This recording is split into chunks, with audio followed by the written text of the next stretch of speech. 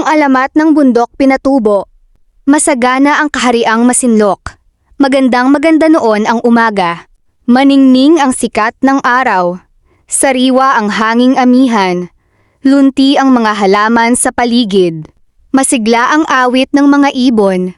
Bughaw ang kabundukan. Subalit ang kagandahan ng umaga ay hindi masaya ang datu. Wala siyang madamang kaligayahan sa lahat ng namamalas. Malungkot na nakapanungaw ang datu.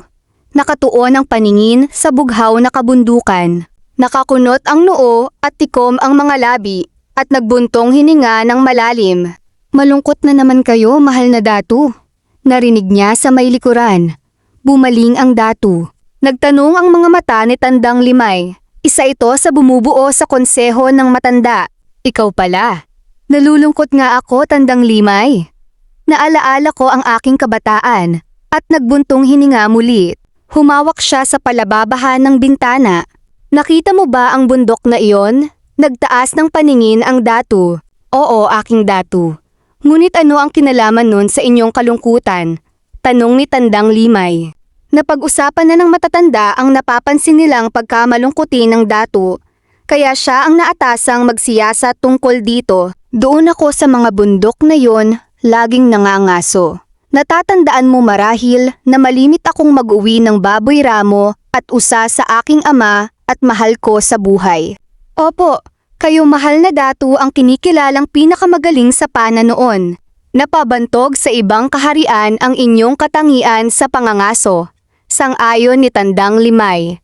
Iyan ang suliranin ko ngayon. Para bang gustong-gusto kong magawa uli ang mga bagay na iyon.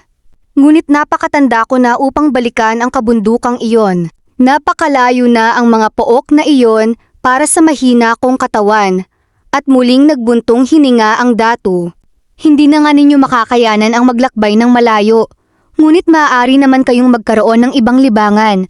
Pasimula ni Tandang Limay. Bahagi na ng aking buhay ang pangangaso.